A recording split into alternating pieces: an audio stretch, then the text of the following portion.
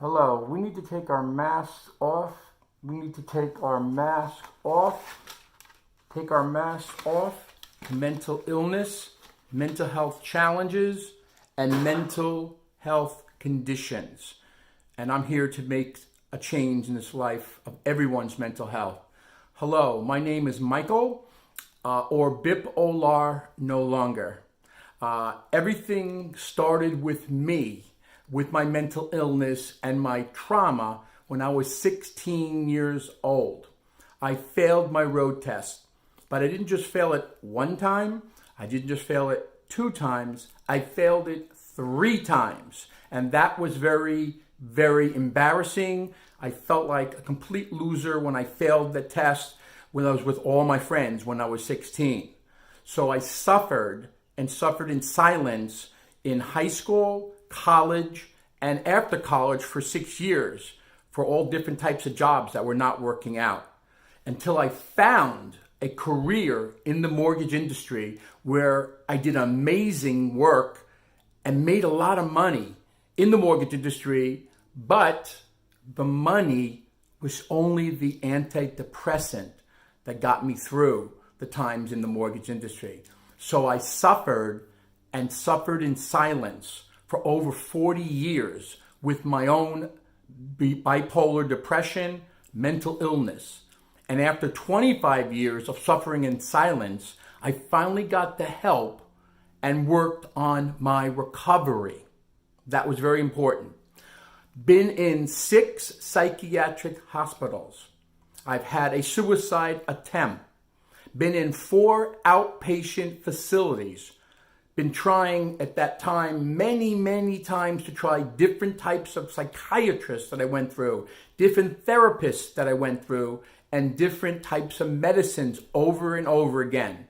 I had a terrible and verbal abusive marriage, 2 young daughters, and a bad divorce. And the only thing I had during this time was my support, thank God, and it was my parents.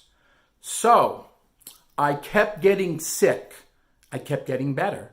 And I kept getting sick again and getting better, just like over and over again, until finally, until October 14th, October 29th, 2014, when I left my 6th and hopefully last hospital stay and found my right therapist, right psychiatrist, and finally the right medicine. And that really was what got me to go from my discovery to recovery. So while I left my last psychiatric hospital, I came up with my own workshop called the 3 Amigos of Mental Health while I was in a psychiatric hospital. By getting rid of this terrible stigma of mental illness, that's what I was doing with the workshop, having people deal with acceptance and opening up about their mental health and telling my sad but inspirational story of never giving up and using many types of wellness tools, and especially to use humor as your biggest wellness tool to stay mentally well. That's so important, to stay mentally well. So I was staying mentally well now for 5.5 years. So the 3 Amigos of Mental Health was either you're suffering in silence, or not suffering at all with your mental health condition. I'm getting all the 3 amigos to help and support one another to have great mental health in order to be good friends, amigos. So after the workshop, after I started going, I was out of the hospital. So besides my psychiatrist, my therapist, or my medicine, I call that the triangle, what were those wellness tools that I was using to get me to be and eventually stay mentally well? Well, I started to put together a to-do list. I kept myself busy mentally and physically all the time. I kept doing meditation. I kept doing affirmations. I doing deep breathing exercises. I used to do yoga, prayer, God, Bible, Jesus, temple, church, all of those things. I started doing journaling. I started doing having a spiritual life coach. I would do exercise. I would walk. I would have a cat that was a wellness tool. It's great having a pet.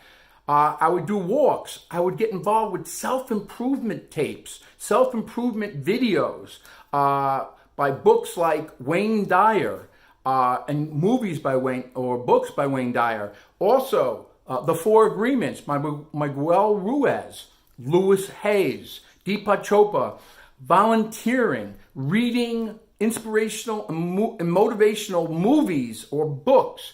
And then my most important movie was Patch Adams. And Patch Adams is just one of them. There's Pay It Forward, there's Silver Lining Playbook. There's so many mental health movies that will inspire you and help you with your mental health. But Patch Adams was the one that really got me.